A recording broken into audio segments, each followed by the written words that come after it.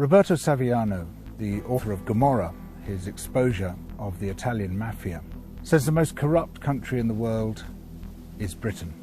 Britain sits at the centre of a global network of corruption. The City of London is basically the hub for the global secrecy regimes and tax havens in which criminals hide their money. So it's no surprise to see Robert Jenrick, a government minister, clearly colluding with a property developer and former porn baron and former owner of Express newspapers, Richard Desmond, to try to rush through approval for a massive new development before it could be subject to new rules in order to ensure that there's sufficient affordable housing in it. He overrode the advice of his own officials, he overrode the advice of the planning inspectorate, having talked to Richard Desmond at a Conservative Party fundraising meeting, where Desmond showed him a video on his phone of how wonderful this development was going to be.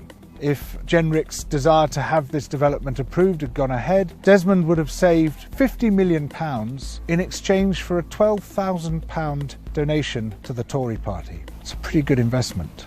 Another government minister, Nadhim Zahawi, went on the BBC to try to justify what had been happening. And he said, well, you know, if citizens want to talk to the government, they could just come to one of our Tory fundraising events. Why not? If people go to a fundraiser in their local area in Doncaster for the Conservative Party, they'll be sitting next to MPs and other people in their local authority. There's a name for that. In any other country in the world, people would know exactly what that name is. It's corruption. If, in order to be heard by the government, you have to go to the governing party, which should be kept completely separate for matters like this, and pay them several £1,000s, which you have to do if you're going to attend one of these high-level fundraisers where you meet ministers. Well, it's a lot of money, isn't it? That is straight down the line, unequivocal corruption.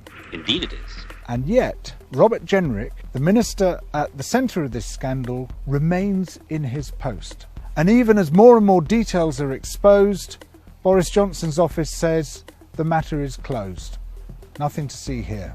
So just as with the scandal around Dominic Cummings breaking the lockdown rules, what the government seems to be doing is just riding this out. Wait till the storm in the media subsides, wait till people have moved on to other issues, and then carry on as usual. And from the government's point of view, yeah, that works as a tactic, because we do have short attention spans, and the media in particular has short attention spans. But from the point of view of democracy, from the point of view of the health of our political system, it's a catastrophe. This is just one tiny glimpse of the fundamental corruption that sits at the heart of the British state. Don't forget your money. Where behind closed doors, at Tory party fundraisers, where the real business of this nation is done, oligarchs sit down with ministers and say, this is what we want, and the ministers say, sure, here it is. You can't address corruption in Britain until you realise that it is systemic. Just like institutional racism within the police force, we have institutional corruption within the government. And if you just take it case by case and you say, oh, something bad happened here, and oh, look, something else happened bad over there, then you're not going to see the big picture, which is that basically this is a corrupt state. As Roberto Saviano says, the most corrupt state of all. We're not going to change this unless we change it fundamentally. Unless we dethrone the City of London as the global king of corruption, as the centre of this network of corruption that extends outwards into tax havens and secrecy regimes elsewhere, then individual cases like the deal between Jenrick and Desmond will keep happening, and the great majority of them we won't see at all.